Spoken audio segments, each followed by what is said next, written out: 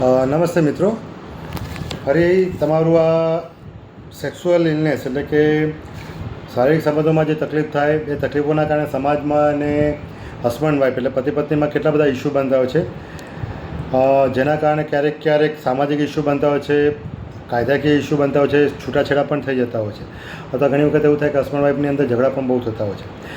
એનું મેઇન કારણ ખાલી શારીરિક સંબંધોમાં તકલીફ નથી, એટલે કે સેક્સની તકલીફ નથી, પણ સેક્સની તકલીફ પાછળની જે અજ્ઞાનતા છે, જે એક અંધશ્રદ્ધા છે અને નોલેજ નથી હોતું સમાજમાં ઘણા લોકોને, જેના કારણે થતી તકલીફોમાંની એક તકલીફ છે.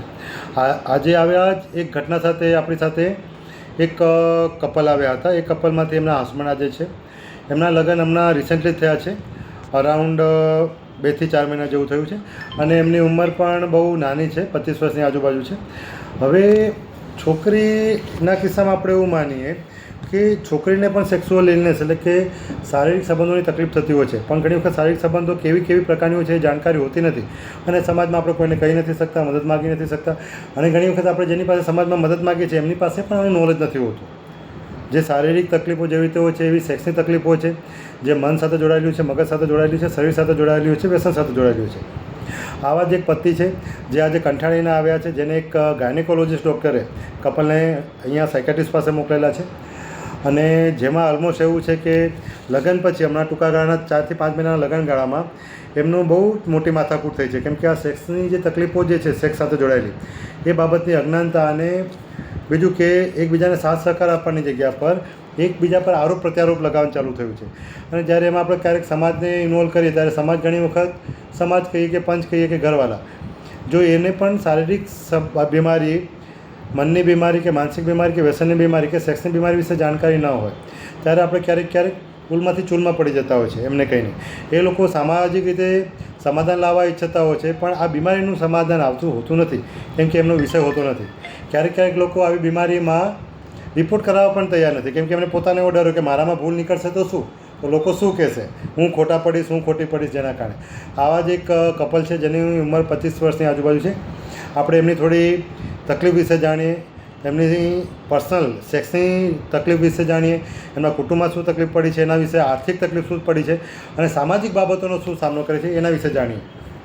આ વિડીયો એ વ્યક્તિનું પરમિશન લઈને અમે બનાવી રહ્યા છે, ખાસ કરીને એમના જનજાગૃતિ માટે. એમાં એમનું નામ કે એમનું કોઈ આઈડેન્ટિટી અમે રિવીલ નથી કરી.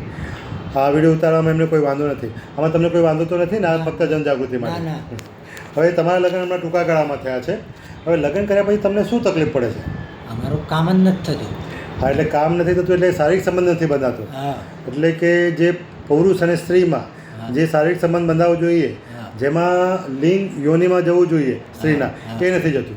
એમાં શું તકલીફ પડે? એમાં જતું નહીં ને આમ હુક્કી બળ થઈ જાય. શારીરિક સંબંધ બાંધો ત્યારે શરીર એકદમ સુકાઈ જાય છે, તમારી વાઈફનું, પત્નીનું, એટલે સુકાઈ જાય. પછી એ શું કે ના પાડી દે કે રડે કે ના પાડે, મને જવા દે, હા મારા બાપાને ઘેર. આ તો પંજાબડે લઈને આવી છે દવા. એટલે એમાં એમને દુખાવો થાય, ડરે કે રડે, શું કરે? રડે, આમ હુક્કી બળ જ થઈ જાય. ના પાડી દે કે આ નથી કરવું. એના સિવાય તમારે એમને ગળે લાગવું હોય કે પપ્પી કરવી હોય, કિસ કરવી હોય તો એ બધું કરવા દે, એમાં એમને વાંધો નથી. પણ એમાં જ્યારે લિંગ છે એ યોનિમાં નાખવાનું થાય, અથવા તમે જ્યારે પ્રવેશ કરો ત્યારે જ તકલીફ થાય. એ અમે બહુ ડરી જાય ને સુકાઈ જાય, લાકડા જવા થઈ જાય. એ જ કે હું નહીં જવું. હા, એટલે શારીરિક સંબંધમાં. તો આ થયા પછી આટલા સમય તમારો થઈ ગયો, તો તમે એમને કીધું કે આવું થાય છે તો આપણે ડૉક્ટરને બતાવવું જોઈએ. કેવું? ડૉક્ટર આવવા માટે તૈયાર નતા. ડૉક્ટરને બતાવવા માટે આવવા તૈયાર નથી. કેમ? પંજ લાવી આવડે એટલે બીક લાગે એમને. શું બીક લાગે? માનો કે ડૉક્ટરને બતાવો તો શું બીક લાગે? ડૉક્ટરનું નથી એમ કે. હા, એટલે વરગાડ છે એવું એમ. એટલે કોઈ કે કંઈ કરી નાખ્યું એટલે આવું થાય એવું કોણ માને? બેન માને કે સગાવાલા માને કે તમે માને? બેન. ઓકે, બેન માને છે. એ શું માને? પંચવાળા કે બધા. હા, કે પંચવાળા એટલે ગામના લોકો, વડીલો, આપણે ગામડાના, એવું કે છે કે વરગાડ કરેલું છે. ઓકે, કોઈ એવું કીધું કે આવી બીમારીઓ અને બીમારી સારવારથી મટી શકે એવું? દવાખાનાથી જ ખબર પડે ને આપણે. આપણે પંચ જ દવાખાને લઈ. હા, તો પંચ દવાખાને લઈને આવ્યા કે તમે દવાખાને લઈને આવ્યા? હું પંચ ભેગી કરીને તમે દવાખાને. ચલો આપણે બતાવીએ. બાકી કોઈ રેડી ન હતું? ના. એમાં ભણેલા ગણેલા ખરા પંચમાં લોકો? હા, તો પણ રેડી નતા? ના. ઓકે, તપાસ કરાવવામાં એમને શું વાંધો હતો? ચલો તે તો કહું છું, પંચ ભેગી કરીને હું જ લાવ્યો. ઓકે, તમારા વાઈફના આ બીજા મેરેજ છે, તમારા પહેલા મેરેજ છે? માં તો પહેલી વાર છે. તમારા લગ્ન એને- પહેલાં છે, હા. એમના ઓલરેડી લગ્ન થયા હતા, હા. ત્યાંથી છૂટાછેડા આવી જ તકલીફના કારણે થયા, હવે આ જ તકલીફ માટે. આ જ તકલીફના કારણે થયા.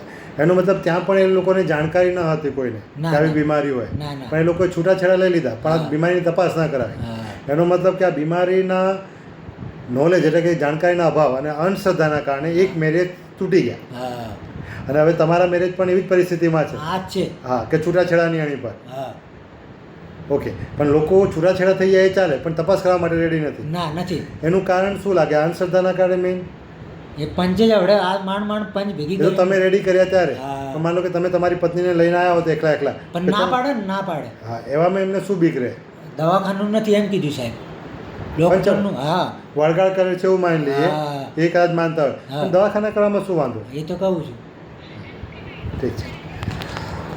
મિત્રો, આ એક હકીકતમાં એક ક્લાયન્ટની આ રિયલ ઘટના છે.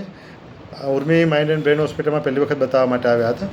આ વિડીયો એટલા માટે બનાવ્યો છે કે ઘણી વખત આ સેક્સ્યુઅલ પ્રોબ્લેમના કારણે સમાજમાં અજ્ઞાનતા છે, જેના કારણે કેટલા લોકોના ઘર તૂટી જાય છે, કેટલાક ક્યારેક બે પંચો વચ્ચે માથાકૂટ થાય છે, કેટલાના ઘર તૂટી જાય છે.